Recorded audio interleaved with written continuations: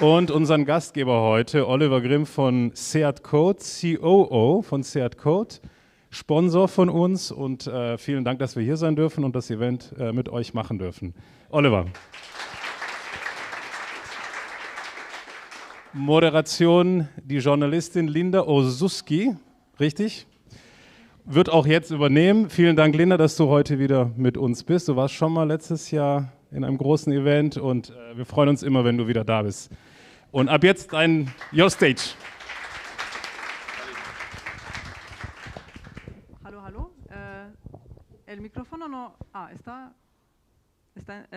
do you hear me? Yes. Okay, I switched to English because Dennis asked me to do the panel in English. So welcome and hello to our discussion, City of the Future, Mobility in Times of Change in Barcelona. But before we start, I would like to do a little survey. I would like to know, how did you get here, all of you? Who did come by walk? Okay, it's almost the majority, I would say. Who did use public transportation? Okay, and who came by bike? And who did come by car? Okay, this is the minority here. Okay. Who came by moto? Sorry. I wanted to say car or motorbike. Very sorry. It's not the same. Is it? Explain you why. Let me guess. It has only 2 wheels. Okay. Consumes a lot of less energy. It's electric? Maybe, yes. So the last option would be taxi or rickshaw. I don't know, maybe. Okay, nice. Kick scooter? Okay, I would say the majority came walking. That's good.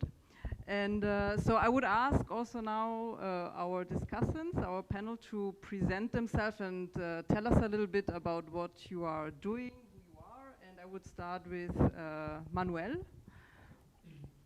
Thank you very much. I work for the City Hall of Barcelona. I'm the responsible of mobility and infrastructure. So in our case, we have many competences related to the mobility inside the city and the collaboration with the rest of administration in the metropolitan area. So metropolitan area of Barcelona, and then the regional government of Generalitat, and in case the state of Spain for the collaboration for the interurban mobility. So it's respect to mobility and respect to the infrastructure, the point of view of the city in the main infrastructure that have to cover all the public transportation between the city and the metropolitan. And inside the city, because it's the competences of the state or the regional government, but the opinion of the City Hall of Barcelona is represented with our area. So very important role and very much of works in these times of revolution of mobility. So you can continue. Passing the microphone on. So as Dennis explained, so I'm Oliver Grimm, part of Seat Code team, basically responsible for all business development and commercial activity of Seat Code. Maybe a few words for those of you who haven't heard about us, who are the first time at our offices today. So Seat Code is a software and development center, independent company, but part of the Seat and thus Volkswagen group. So we are one of the 6 global software development centers, and we are basically active in software development for both inside of the Volkswagen group to develop projects, typically in the areas of supply chain, customer experience, quality and engineering, but also mobility. And especially for today relevant actually our development in the mobility space. So we have been developing a platform basically to enable different types of operators of any type of vehicle to operate shared mobility. Yeah, so it's a flexible white label platform, and we are basically an enabler for both big operators, but also small enterprises or even city halls, town halls, who are interested in, transforming the mobility in their area. So, Falk, please. Hi, my name is Falk. I'm the CEO and co-founder of Kletter. In Kletter, we offer a bike subscription, an e-bike subscription model. When we always say subscription model, a lot of people think about sharing. It's actually on the other side of the spectrum. It's basically replacing the ownership and renting out a service where we want to make cycling as hassle-free and as joyful as possible. So we offer, apart from an own bike, an anti-theft warranty, actually a bike that is designed to sleep outside at night, something that is super important in Barcelona. The majority of us probably don't want to leave our own bikes on the street. With our Kletters, you can actually do this. And we also offer maintenance on demand. Basically, as I said, making removing all the hassle that is attached to bike. And on the target group, which a lot of people ask, we actually focus on people that want to switch to cycling as a daily transport method. So it's not, let's say, somebody's here for the city during like 2-3 months. It's actually the resident that is thinking about switching to bikes. And I think something that we'll discuss later on as well. We actually started off with regular bikes, but we are focusing more and more towards e-bikes. But currently we have both. Hi everybody. At Kulta we are true ecologists, and we would really like to see the city without any combustion engines and without any noise. I think this is the dream that I think all of us have as a combined vision. So I started the business 16 years ago. Kulta has now 500 people. We are in 8 countries. We started here in Barcelona, and we do 2 different businesses. We do a B2B business, where we do fleet management. We have customers like Domino's Pizza or Just Eat or Gorillas or GoPuff, all these Q-commerce, or even the police fleet has a lot of Kultra motors. We try to rent only electric. The big part of our fleet is electric. And then we have the B2C business that maybe some of you already know, because we were basically the pioneers in Europe. We started 6 years ago with motor sharing. Actually, we launched, Manuel and I, we were very much involved in this launch. 6 years ago, we launched it here with 250 units. By now, we have more than 10,000 shared motors in 7 cities. We launched Paris in June with 2,500 units. And yeah, we are in this way proud to be the market leader in that category. And we are operating also e-bikes in all segments. So we, in our app here in Barcelona, we have 650 free float. They are blue bikes. Also in the delivery market, we have a lot of electric cargo bikes. And we also started in the subscription segment. So to some extent, we are also competing with Kletter in the e-bike subscription model. Okay, so thank you very much for your presentations. I would like to continue with both 2 of you, because I mean your company started with an idea, and maybe you have a story about how you did, how you had this idea. I mean, I found it really fascinating, those 2 models you created. So maybe you can start, Falk, to tell us how the idea was born and got real. And I probably also remember it better than Timo, because ours was much more recent than in Timo's case. That's what you said. We're not really competitors, just in a little space, but some jokes need to be. So we launched Kletter 2 years ago, actually, like literally 2 years ago in Barcelona. And initially we launched due to, let's say, a pain point that both my co-founder and I had, using an own bike. So I was taking my bike upstairs every day, and when I got to work, I was super worried that it wasn't get stolen. So that was, let's say, an initial pain point that well, a lot of people I think share in Barcelona, and the ones that use a bike and came here by bike probably can share this as well. And that's, let's say, how the initial idea started, where we really, let's say, got traction throughout the way, and where we really fell in love with the idea and the impact that we're having is that we saw a lot of people switching to bike thanks to Kletta. So that's why I mentioned a bit before, people that using a car or were using a car before, a motorbike, public transport, and that were thinking about that switch. I mean, infrastructure made a huge change, right, since COVID, so the infrastructure is there, but there's still like a lot of people that have barriers. And we realize that we kind of break down at least some of these barriers and that we make it much easier for these people to switch to bikes. And that's, let's say, where the real founding aspect and the mission and impact came through. And that's, I think, the most important in our story so far. Thank you. Yeah, as Falk mentioned, for me it's a little bit longer ago.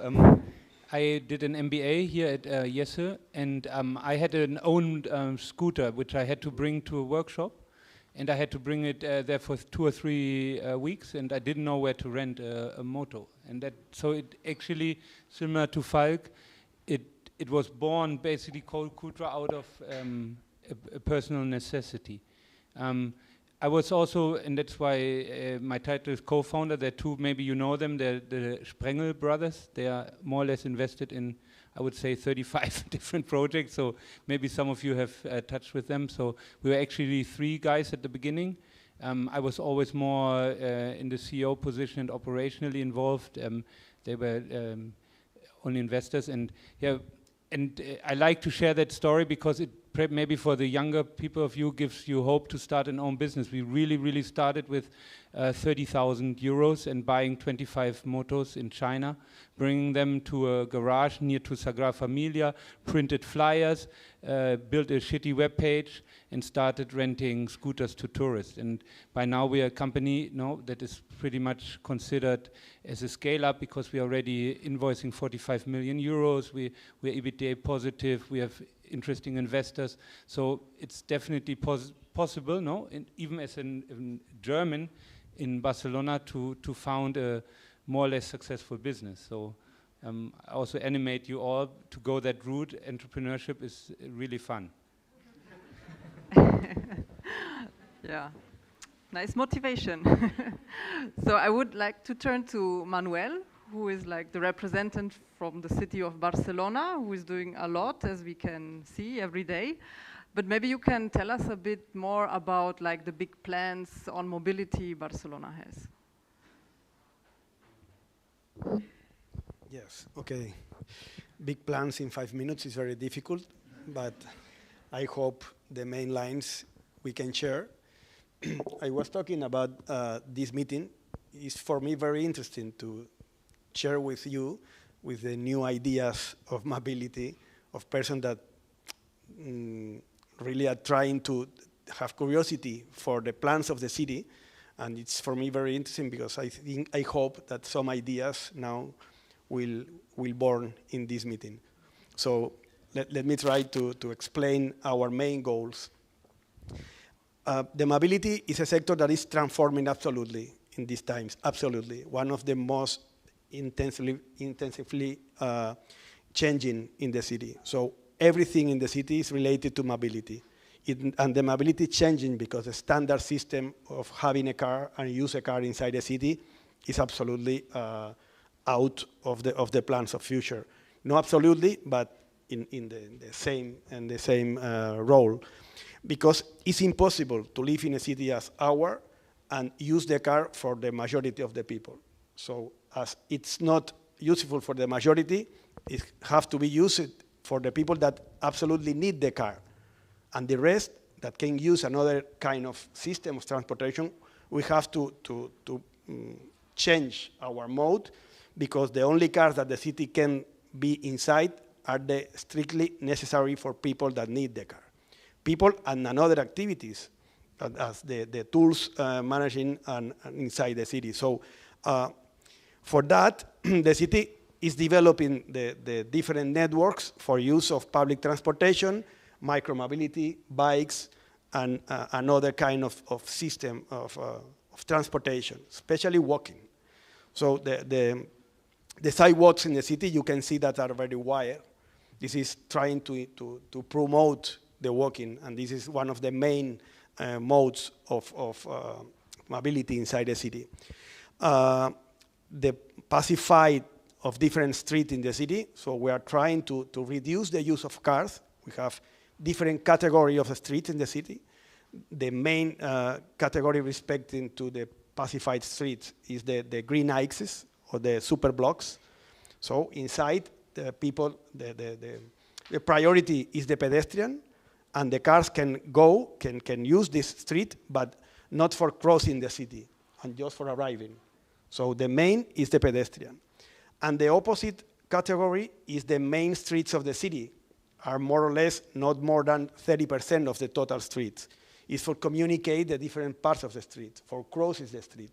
So this is used for bicycles, the bike lines, for buses, and for cars. And in the middle, we have another category that is the civil axis, used for the services, for parking, for shares and discharge of tools in the city, and for taxi stops, and many other uses of services for mobility. So these are the different categories in the street. The main goals is develop the interurban public transportation.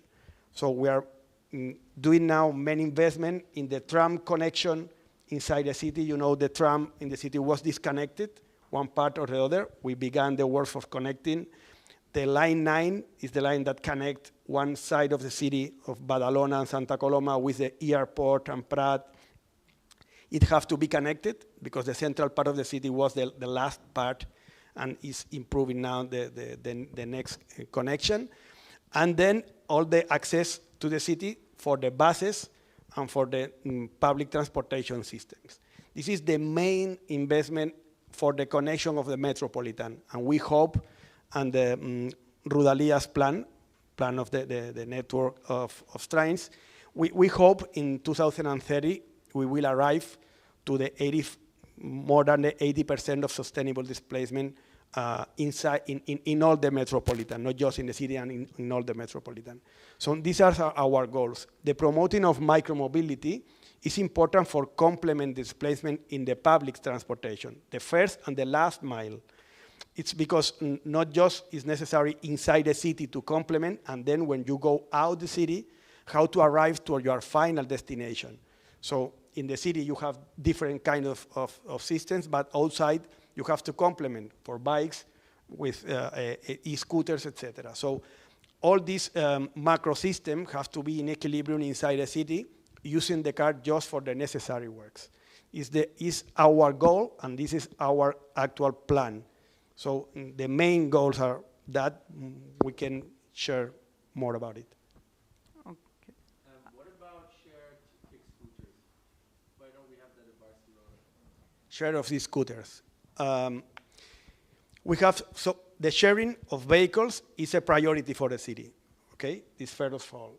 We developed the sharing of bicycle and motorcycles, and Timo Cultra is participating on that. The e-scooters, from the experience we had in the sharing of bicycle and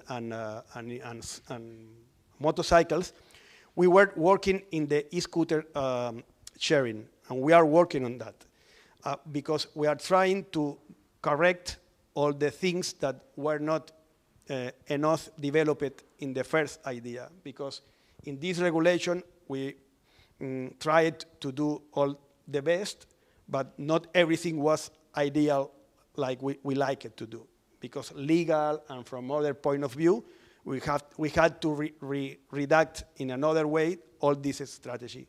So we are working on that. We didn't forget about it. We are working on that, but it was difficult for the adaptation to the new conditions of the first sharing activities we permitted. So we like to do it, but we like to do it in concordance with the rest of the pedestrian and another system, because one of the danger we think it can to origin is develop the e-bike sharing as many cities without connection with parkings with another modalities that generate rejection, thank you, rejection for the pedestrian and the other modes, and for us, it's a very danger in the combination of different modes. So we prefer to wait more than we really like it to do. But when we implement it, that implementing in the best form as is possible. Welcome. I would like to turn to our host, Olli. Like you are working for SEAT Code, it was created to support the digitalization of SEAT from within.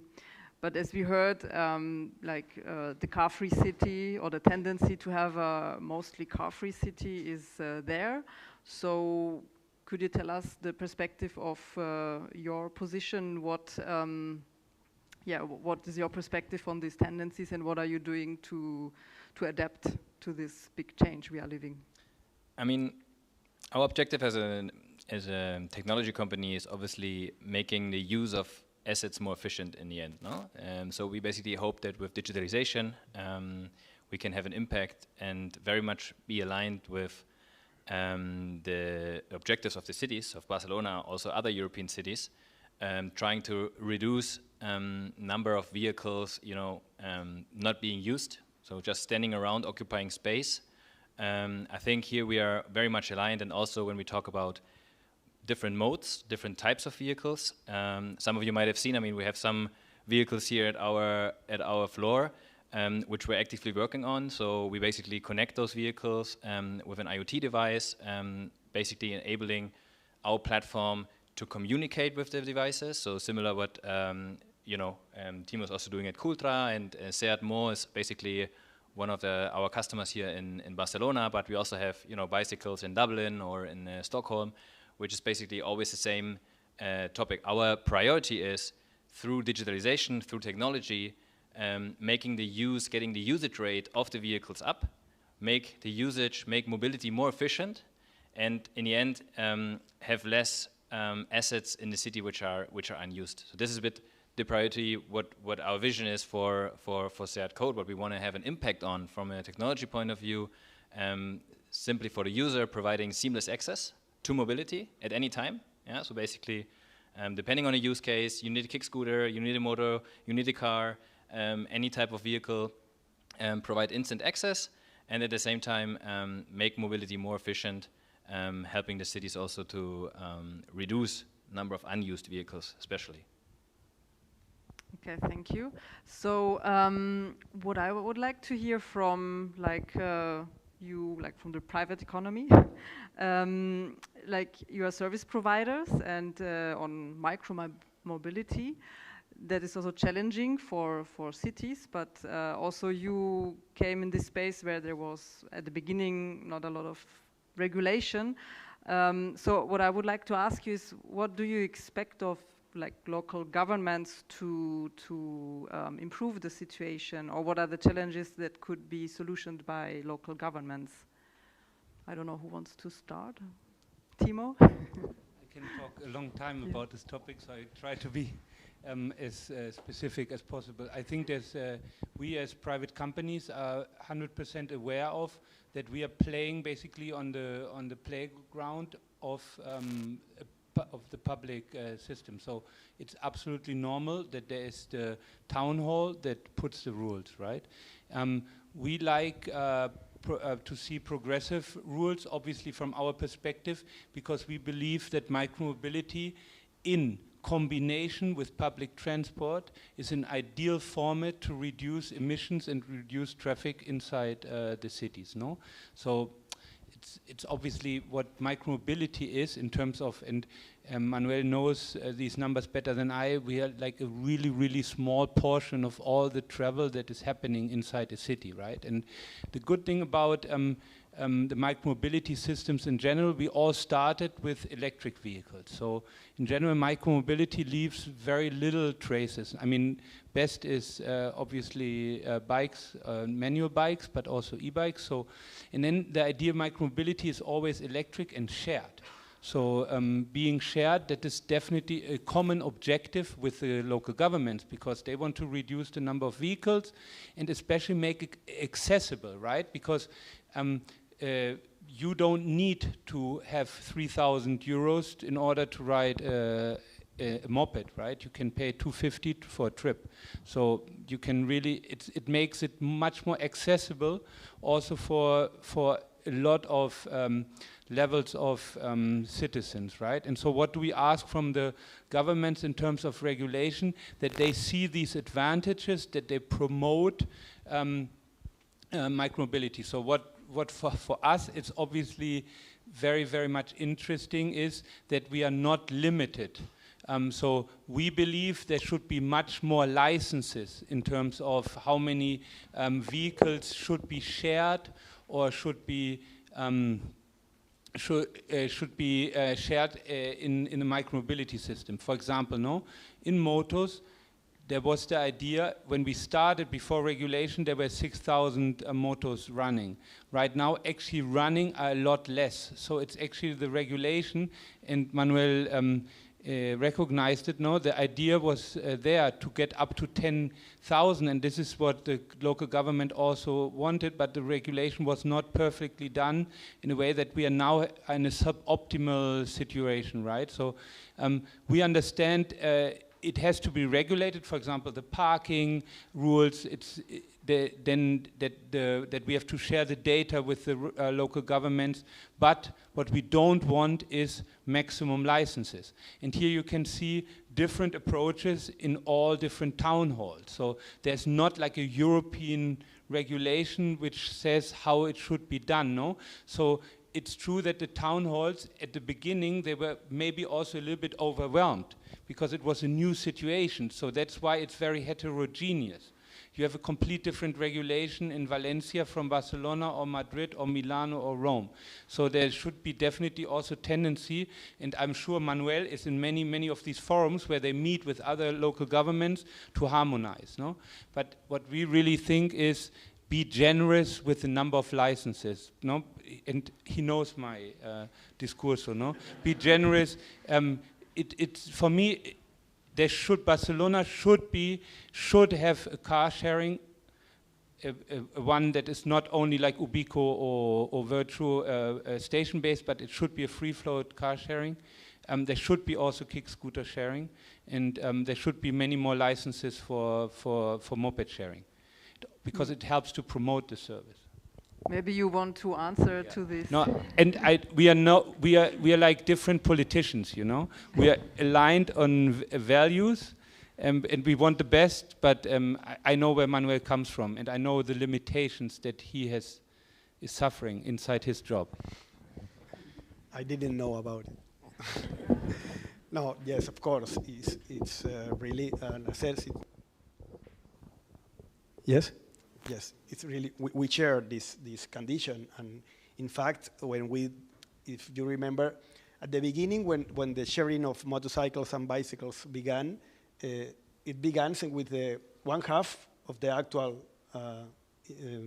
number of licenses, and as a result of their documents that they presented, it was double, and in fact, during the process, we were analyzing the possibility of increase this number of licenses. So for the city, the limit of everything is how many licenses we can put inside that can be an equilibrium with the rest of the system, okay? This is our parameters of design of the system. In fact, in one moment, we decided to put 10,000 of licenses. It was a legal problem inside, not related to the city hall in this moment, but it was the real situation. And actually, we transferred the competences to the metropolitan area because we are working in the metropolitan sharing of motorcycles. We think it's more efficient to change motor sharing with another municipalities that are near to Barcelona. Hospitalet, Badalona, Santa Coloma is more useful because the distances we can use this system is better for the system and for the people inside, because as near the center of the city, shorter is the displacement with the motorcycle or the bicycle. When you go outside, the intense public transportation is less, so you use more this system. So if we do it metropolitan with the same law, with the same regulation system, it will be better. And we are translating our competences to metropolitan area, and this is a board actually of metropolitan sharing of motorcycle. So we think this is the future. Just is trying more time than we thought in the beginning, but the idea is to convert the motor sharing of metropolitan sharing.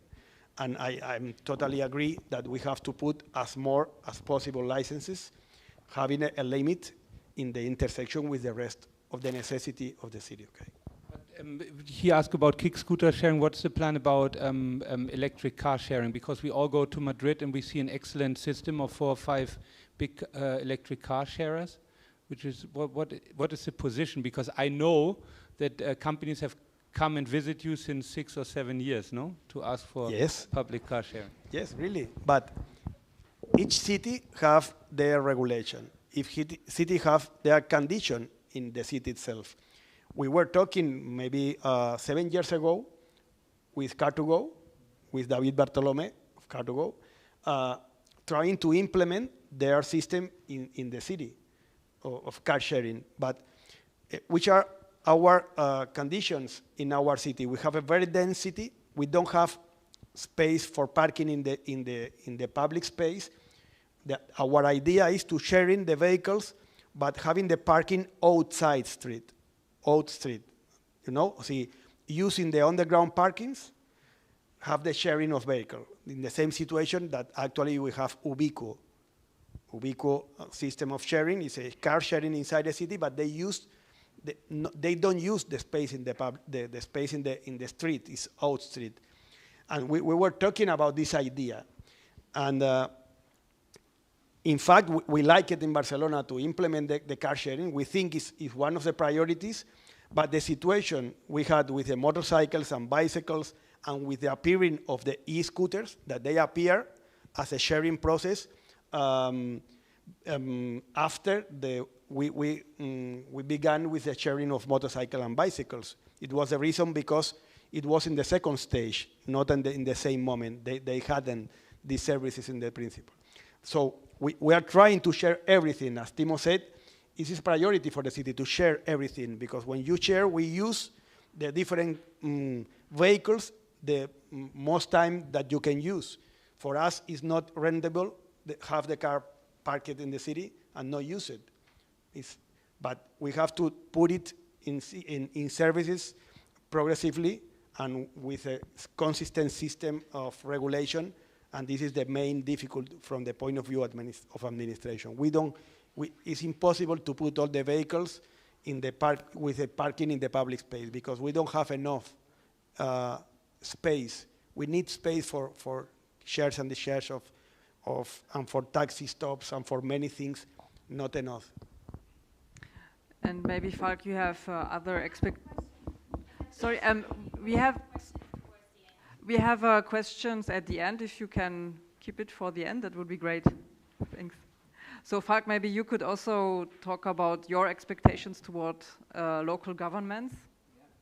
I mean, we are challenging the status quo much less than a sharing does, because I mean, it's a subscription model, so it's your bike, right, or your e-bike. So, regulation also affects us much less. But I think something super important is, let's say, the security aspect, which actually is not talking about that much. I mean, and bike lanes and more parking spaces, they drive a change.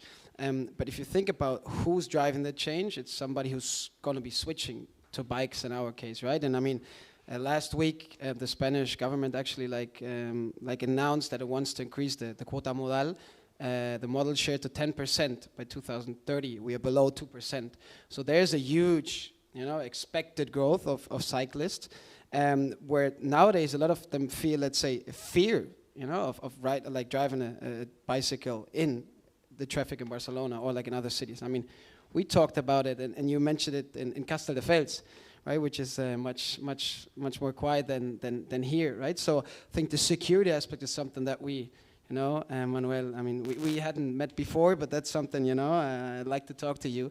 And the security aspect comes from, let's say, I think the designing of the bike lanes and where the bike lanes are placed, and up to, let's say, education, right? Let's say respect towards, let's say, pedestrians and cyclists.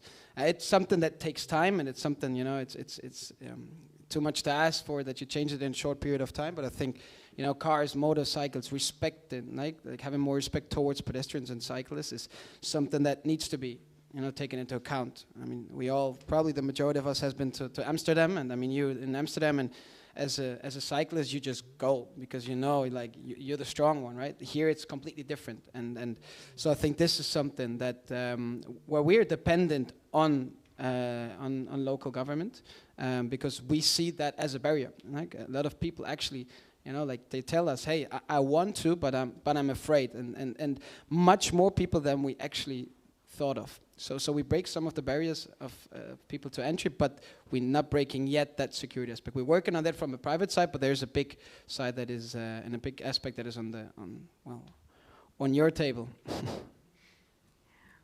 Do you want to? Many things on my table.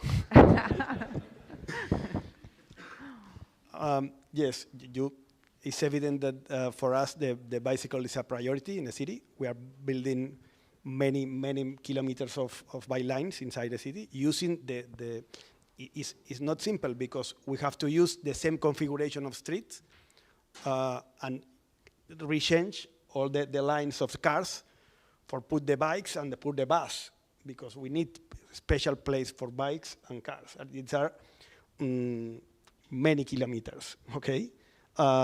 So it's one of the priorities of the city to create a really safe space for bicycles. In fact, we are working not just in new creation of bike lines, and then put the bike lines that are in the pedestrian space in the street. In Gran Via, in Diagonal, maybe you saw that we had the bike line with the pedestrian. We had some accidents in this way, and we are trying to put it in the street.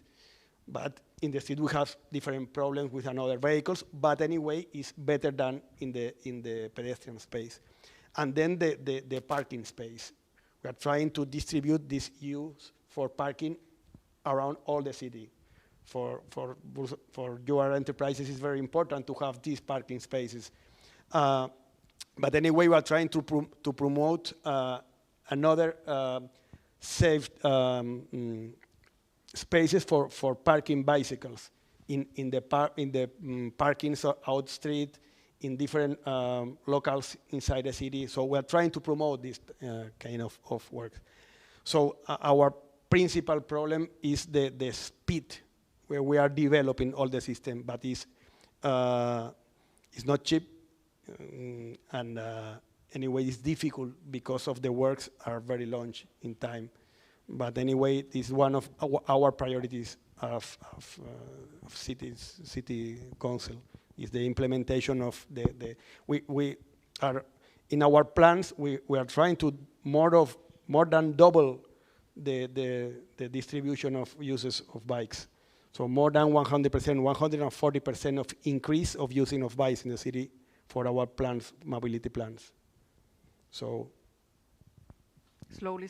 We believe on that. Yeah, I have another question which I would like to hear your opinion on. Is for me, it's one of the biggest challenges that I see. For example, when you live in Castelldefels or Sant Cugat or on the other side in Vilassar and travel to Barcelona. I mean, this is where I really see always like the huge problems, and where there's a lot of congestion and there's a lot of emission of CO2 now, because there are these, how do you say, the rows of cars inside the rondas. How do we solve that problem?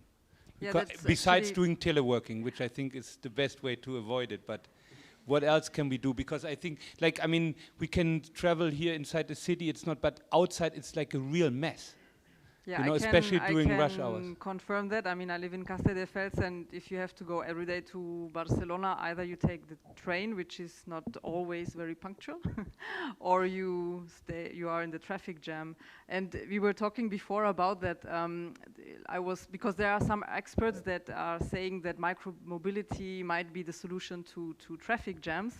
but you told me that actually the problem is not inside the city, but it's the outside, like the residents from the yes, from the metropolitan area, and that's actually the big challenge that Barcelona and you have. Yes, but I know that this is on my table, but let's think about it. So, creative ideas. What are you like? What is the government doing for these? We have two kind of measures. First one is how to create the alternative of the car. So we are working in this implementation of many infrastructure and many systems of micromobility promoting, the bike lanes promoting, of the public space promoting for walking, because these are the alternative of the private car using, okay? Is one side. And the other, we are trying to conduce the streets to a limited capacity for the cars. For example, the entering many access to Barcelona that had very high streets, and these streets have to be more urban than the actual system. So we are limiting, but at the same time, we are trying to implement the alternative, because we cannot prohibit the use of private cars. So many people need it and can use it. In fact, for many situations, I don't have my own car, but when I need a car, I share a car, or I use the different system we have. But anyway, if you cannot prohibit the use of cars, I think this is the way, you have to contain the use of these cars. And for the contention, you have to put the alternative, and you have to limit the real use absolutely free of the car inside the city. How to limit it? With the price of parkings, with the low emission zone, for example, for reduce the contamination. It's really renew the fleet, but it doesn't reduce effectively the number of car using. But the optimization of the mercaderías, ¿cómo se llama? No, the delivering, optimization of delivering, the new strategy for delivering, for complement all the delivering in the public space of the city. So we are trying to reduce the use of cars without a big limitation of the use itself. So it's a combination, and it's not in 1 year, because the prohibition we don't think is the solution. And Oli, are you like working on such issues as the what we are mentioning that can help to solve these congestion problems that cars are causing? Actually, it's quite interesting because especially the problems like we call them mainly commuting, no? Going outside the city and inside the city. Many times it's commute, many times it's logistics, which are basically the heavy traffic jams, especially entering the city and going out of the city. So one concept, for example, we have experienced with one of our customers in Dublin is, and I don't know whether this is also an agenda of Barcelona, they're implementing like 13 hubs outside of the city for park and ride purposes, meaning that basically, especially people from the outside of the city can basically park their car for free and get an e-bike to travel the last mile. So basically going inside the city with an e-bike, and after the work day finished, they take the e-bike again and go out to the parking again and to take their car to go back home. This is one scheme we have experienced. Actually, we're going to launch this feature now in May with our customer in Dublin. And this could be also one aspect, maybe. I don't know whether this is on the agenda as well for Barcelona, the park and ride concept, to attack this problem Timo mentioned, no? Basically reducing the commute in and out of the city. Yes, it's really a good idea. The problem we have is the parking for park and ride cannot be inside the city, because it has to be as in the origin of the road. If you arrive to the city in a car, you don't put the car in the park and ride. You arrive to your final destination. So the problem of park and ride is that it's not a problem of the city itself. It's a problem of the metropolitan, and it's competence of the rest of the administration. when you have to put the park and rides. And in fact, from Barcelona, many people arrive around the city, and then they go in the Metropolitan to the center. So they use the Metropolitan because of distances, but good alternative to combine with bicycle, with sharing, with all that is possible to combine for arriving to the center. I think these are the kind of initiatives we have to develop, but our main problem is that the park and rides have not to be developed inside the Barcelona city and outside in the metropolitan grounds. Okay. I would like to close with a last question that you all maybe can give me your answer. Like, as the title is City of the Future, I would like to know your vision of each of you, Barcelona in 2050. So maybe, I don't know, who wants to start? It's a bit science fiction now. 50 years is a lot. I'd say 20 years. Definitely a city of e-bikes. I think that's for sure. You know, hopefully a lot of yellow front tires, as we have a lot of Kletta. To your question, I think overall the city is changing very fast, and I mean we've been bashing you a bit, but I think the Barcelona is doing an amazing job, especially if we look up, like outside. I mean, just if we look at Madrid. You know, like it's impossible to ride a bike in Madrid nowadays. I mean, they have ambitious plans, but I think Barcelona is doing a very great job, and infrastructure takes time, and changing mobility within a city takes time. So we're critical, and we need to be critical because that's our job. But I think in 20 years is a lot of time to change, and it's also enough time to really change, let's say, generations, right? And also change that habit. In terms of, let's say, sharing, I mean, I defend the subscription space, and I truly believe that sharing, subscription, and let's say an ownership model will coexist. I mean, you know, like if you talk about micromobility, and I think here, I mean, we also talk more about sharing, and sharing is going to grow. The subscription space is, I mean, also existent, or already existent in like cars. I mean, the majority doesn't buy a car anymore, but we have like a rental or we have a lease, and I think this is gonna, you know, take place for, let's say, other vehicles as well, when there is, let's say, an added value versus the ownership model. But I'm super positive and thinking, an optimist thinking about the future of Barcelona in 20 years. So no cars, but many bikes. I stay with much more, so many more bikes. I don't know about cars. I think electric cars is that they should have, let's say, a place in a city completely different than today. I think the traffic jams were mentioned. Hopefully there's no traffic jam anymore, but definitely electric. Yeah. Yeah, so for the transport modes, I would say there's a lot of light vehicles, much more, because it just doesn't make sense, no? That in a car, it's normally one person riding, so we will have light vehicles. We have electric vehicles, and I think 2050 will be already a year when we don't have any more combustion cars. It will be like, you know, we think now how strange it was to smoke inside a theater or an airplane, no? It will be, our children will think how strange it is that we were riding combustion engines in a city, no? In the air that we breathe. And then ownership model, yes, it doesn't make sense, no, to own a car, and it's 97% of the time parked. So it will be shared, and it just makes much more effective use of the asset, no? And we are all working with it with a lot of technology and a big mind change. I mean, how many people have a car here, own a car? One? Fewer. If you go to university now, almost nobody. And if you ask them the question, do you want a car or a good mobile? They all choose the good mobile, and they use the but it's a mindset that they say they use the mobile to access mobility. They don't want to own a car. They see a car, they all think, wow, 150 euros to pay a parking. This is like what comes to their mind. More liability than when I was 18, I dreamt of having an own car. So really big change in the mindset of the people.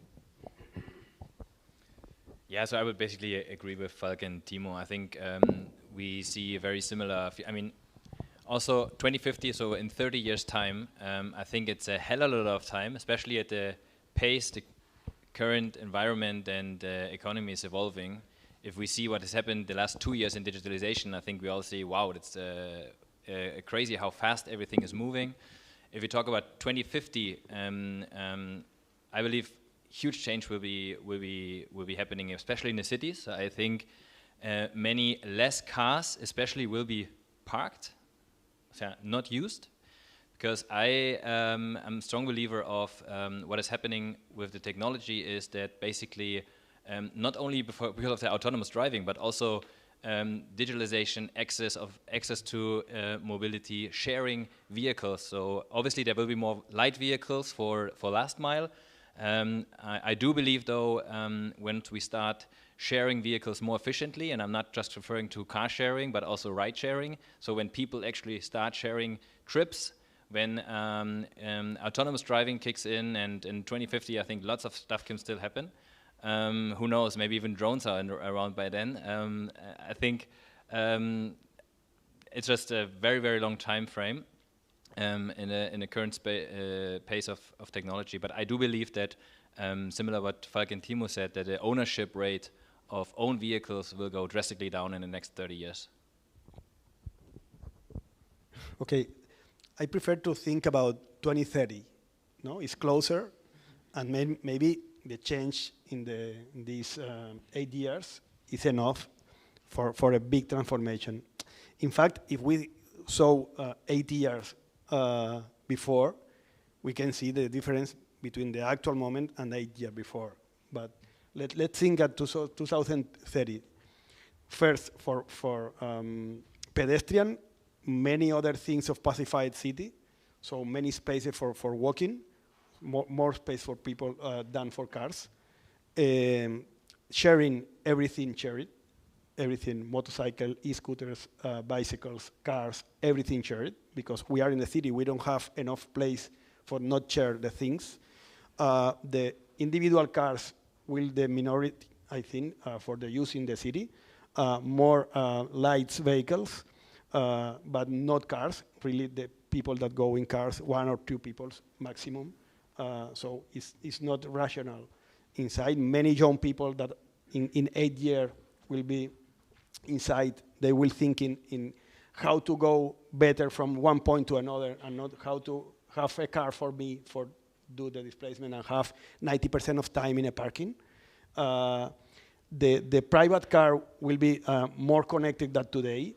The technology will help to the safety, with not just to advise you if you have a risk, and they will operate, they will brake, they will see, they will advise everything. It's a more safer society. The reduction of the people death and the accidents inside the city. Public transportation in Barcelona city, all the line 9 complete developed, all the tram totally connected, line 4 that connected in Sagrera, high-speed train. So the new station of Sagrera will be in service. So the high-speed train directly connected to Paris at the same time to Madrid. The trains during the night more developed than today.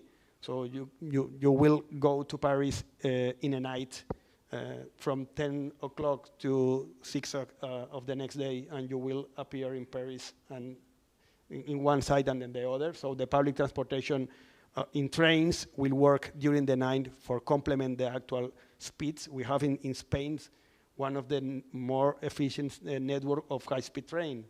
So we have to use it, not just for going to Madrid and to going to another cities. And then all the opportunities for use in the best form, the city, that not have to have in a very big place for parking cars and for another uses. So I think it will be, Barcelona is really a very good city for live, and think it will be totally changed in the best way in the next 8 years, is my opinion. Okay, very nice. I like your visions. Okay, so now we can pass to the questions from the audience, if there are any. There was a question there. You can use the cube. It's a microphone.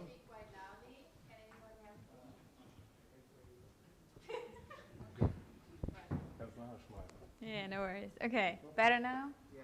Perfect, amazing. Okay, so actually I have even a second question, but I just start with the first one. So I was thinking, like, we were talking about the number of limitations of licenses for bikes, but also I was considering like car parking spaces, because I'm living in Poblenou, and at the end of La Rambla was just built a very nice new building, like, which is an entire street long, and apartments, very small, cost $500,000, and people have their own parking spaces below the building. So everyone there has a car, which is also still very common in Poblenou, because many people have dogs and they want to go out with their dogs by car. So my question is, when we're talking about the limitations of licenses, do we also speak at the same time of limitations of private parking spaces? Like, do you have the legal ability to restrict the building of these car parking spaces? That would be my question. I live in Poblenou too, so maybe we are neighbors. In fact, yes, all depends of the proportion you are doing this. We have a new planning of all Poblenou that consider the streets more used for green places in the city and for the walking spaces. The use of the public space for parking is not the optimal one. So, but in fact, the use of outside parkings, off-street parkings, is not totally completed in Poblenou. So we are trying to build the parkings in proportion that we are reducing the use of the public space for parkings. But it's a proportion, it depends of the place. We are regulating actually all the parking spaces in the street of all the city. In next year we will have regulated about 90% of all the parking space in the city. Okay, but this public space we have to use not just for parking, for taxis, for many things, better than for parking everything. So our idea is to try to put the motorcycles outside the sidewalk and the cars outside the street, but proportionally in increasing, not just from one moment to another. So it's our plan. So you can throw the cube. Throw it away. All right. Hello? I think this works. But so first of all, thank you very much for these sharing your thoughts on this. And again, question to you. I'm a very happy resident of Barcelona, and most of us probably could choose where we want to live, and it's not a coincidence that we're here. And it also has to do probably with the fact that we can quite easily move around in a very nice way around the city. However, there's a perception, I think, also abroad, that Barcelona is a city also where it's very difficult to actually get things going. And so I'm wondering, at a time where nobody really has the answer what the optimal micromobility solutions, for instance, are, how can you set up a framework where experiments can actually take place in which you figure out more quickly what the right model is? Because from the outside, I'm not in the industry, but it seems like it's very slow. I mean, kick scooters are around every city. Of course, they disturb a lot of pedestrians, but there must be a way to figure out in what proportion, how, when, and with what sort of business model they can work. First question, maybe a sandbox like in fintech or whatever, I don't know, some sort of way. Second question, Barcelona is on the ocean, and as many of you pointed out, there's really problem accessing the city from the metropolitan area. Has Barcelona City Council considered any sort of maritime connections from Castelldefels or from the Maresme to get into the center of town? That's a great idea. I love it. Yes. I thought we will have a good idea today. The second one is not considered, actually, but maybe is one new idea. The case is that we have terrestrial public transportation between this city and the center that are more efficient in time in comparison with the sea connections. You know, it is because of the time of transportation.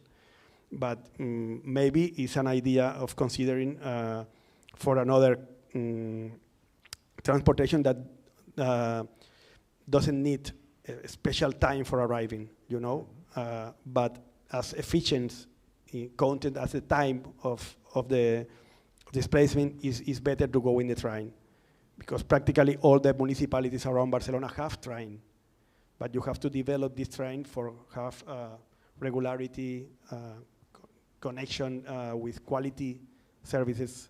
But the possibility in a good time to arrive to Barcelona, we have in the terrestrial cities, not just the seafront, okay? But as a complement, I think maybe a good idea.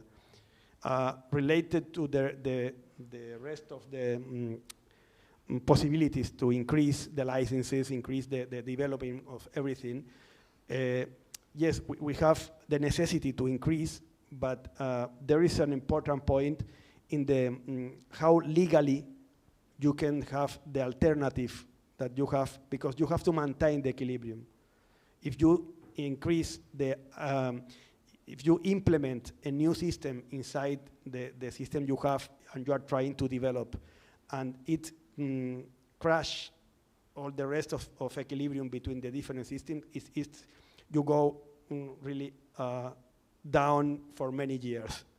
The pandemic, for example, it was an eruption in the normal development of the proportional use of, and actually we practically finished the pandemic, and the use of public transportation is reducing in 15%. And we will not arrive to the limit we had before the pandemic, maybe in 2 years more. So it's very difficult, the implementation, because it's not just to put it here.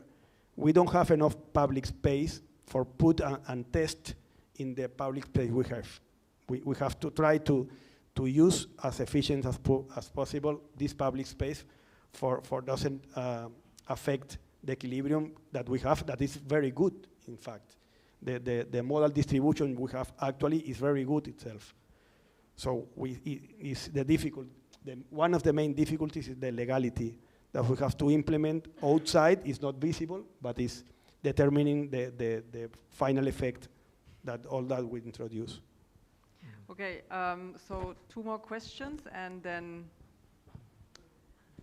we know that we have to make a, go. Okay, thanks a lot also for my part for this discussion. It was really interesting. I'm also very happy to live here, as you just said, also for the mobility. I have 2 quick questions. The first one might be a bit critical. So I mostly agree with what you said, Manuel, and it was really interesting. You mentioned a few times today that we need space for taxi parkings. And I think, isn't that kind of outdated nowadays? And shouldn't we more rely on other mobility services such as Cabify or Uber?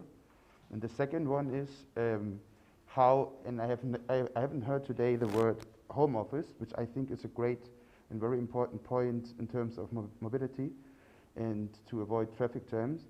So what can the city of Barcelona do to promote home office and therefore reduce mobility within the city? Okay. Respect to the another services of taxi,